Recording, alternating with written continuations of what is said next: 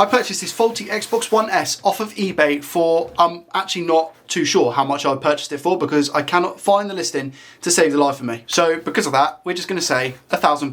We're going to give it a test and see what's wrong with it. I can tell you one thing, it's filthy. Disgusting. Without further ado and any more nonsense, let's plug in the cables and see what happens. The HDMI cable does feel a little bit loose, and we're going to power it on. Does it power on? It does indeed. You can't see, but it does. And do we get an image on this screen? It doesn't actually look like it so far. I'm going to see if the Xbox turns off after about a minute or so, because that would indicate a bad hard drive. It looks like it's still on, and it's been a good couple of minutes, probably about 3 or 4 minutes now, but we still have nothing on the screen. So let's take it apart.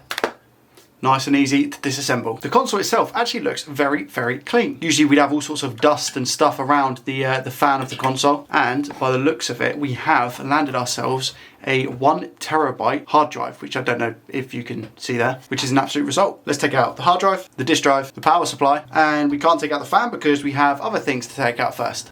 That's better. Firstly, do we have anything wrong with this HDMI port? It doesn't look like it. It looks okay. It's not wobbly either. It's very secure on the board. So I think even though the Xbox didn't shut off within the minute, we should actually check out the hard drive. To check the hard drive, we plug in our adapter just like that, and then we plug it in to the PC and hopefully hit a right on time.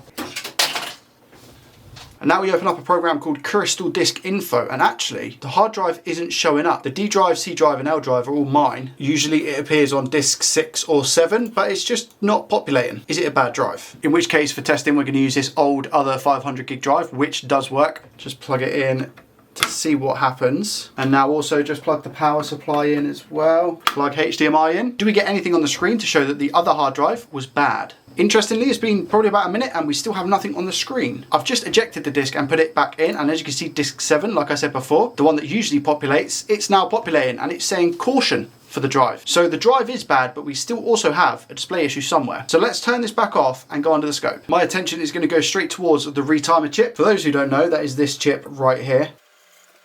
And it looks factory and beautiful. This is TDP159, although that first letter / number looks like a 7. I thought it was a T. And if we follow this chip up, here we have the HDMI port. And even though the HDMI port looks fine from the other side, let's just check these pins to see if we have any loose connections.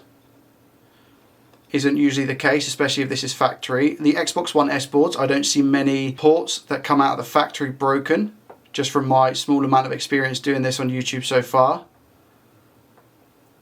Tends to be the actual port inside that's broke. All of those check out fine. We have the ESD filter here, which also looks okay, no issues, no marks around any components or anything like that. I'm pretty sure there's not meant to be any components here or here. I'm going to get out the multimeter and we're going to check continuity on these filters. We should get a beep from here to here, but not diagonally. They shouldn't diagonally cross. Meter is set in continuity mode to show a continuous path, so here and here. Nice, nice. And if I do it diagonally, you can see that I don't get a beep across. This is ground, I'm pretty sure. All of these so far seem good. That seems fine. These ones also seem fine. So nothing wrong here. I'm going to put the meter into diode mode, which allows me to read some of the components around the TDP chip. The red probe this time is going to go on ground, and the black probe we're going to poke around and see if we get any weird readings. Usually you get about 0.2 voltage drop around the retimer chip, and that, to be honest with you, is exactly what I'm getting for everything. Doesn't seem to be any weird readings around here. 9 times out of 10, the components around the retimer chip are fine, and it's just that the chip has gone bad, but there's not really a way to tell if the chip has gone bad other than just changing it. And just for good measure, we are going to measure the components around the ESD filter. We get a 0.7 voltage drop. And again, all of these read fine. I'm going to hedge my bets and say that this is faulty. Let's get it swapped out. To get this off, I'm going for a temperature of 470 degrees Celsius with an airflow speed of 99%. Add our glorious flux just to help. I need a bigger nozzle. Extract the fan on.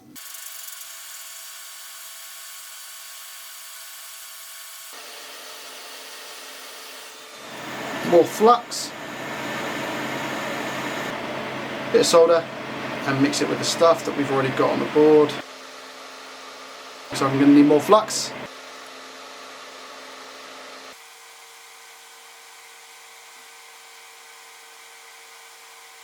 The chip I'm using here is actually the TDP158, and this chip can be used on the Xbox One X as well as the Xbox One S. Move this to the side. Temperature of 450 degrees Celsius, airflow speed 50% now. Wait for the solder to wet, and you'll see this big blob in the middle go wet any second now. There it goes. See it?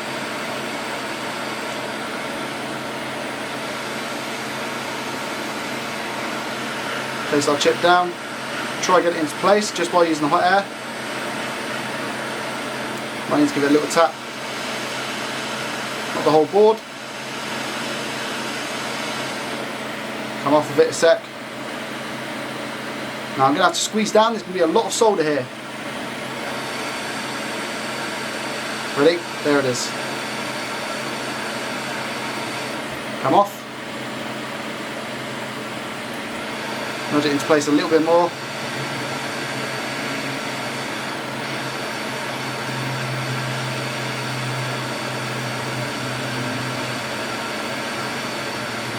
There we go, I think that's good. And just hold down again. Nice. More flux.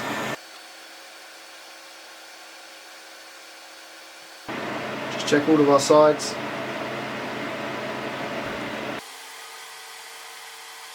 I'm rotating the board as well to make my life easier.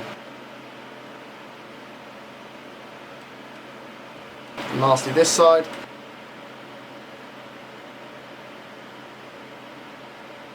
There we go, a nice clean, because this board deserves it. And then we're going to check our work and make sure that what we've done is good enough, which sometimes isn't the case. There we go, that looks nice and clean. To be honest with you, the chip might be a little bit lopsided, but that's why we're going to check and just make sure that everything has a solid connection. First of all, we have this side, and that looks good. Then we have the side next to it. How's that looking? Good. Side next to that one, good. And the final side, nice. You can see it's a little bit lopsided, but it's fine. Even if these pads aren't all connected, as long as they are connected on the underside, we're good to go. But I think we can all agree, a nice clean job. Get the good thermal pasta, because it will last you. Oosh. Time to test, did we have a faulty retimer chip, and was my soldering good enough? Let's go. Okay, turning the console on. It still turns on, always a result. Fan spin. Do we get anything on the screen? Let's go, that's what I'm talking about. E105 error, which basically means that we need to format the drive with OSU1, the Xbox One files, but we have display. Just going through the update process, and here we have it, we're on the dashboard. I'm just gonna put a disk in, see if that works. The game we're looking for is Rise. There we go, Rise, Son of Rome. Disk is reading, wicked. And just to confirm as well, we have 4K UHD available as well. Another Xbox saved from the scrap heap. If you enjoy this type of video, I'll leave another video here of where I try and fix more Xbox One S consoles. Thanks for watching, I'll see you in the next one. Peace.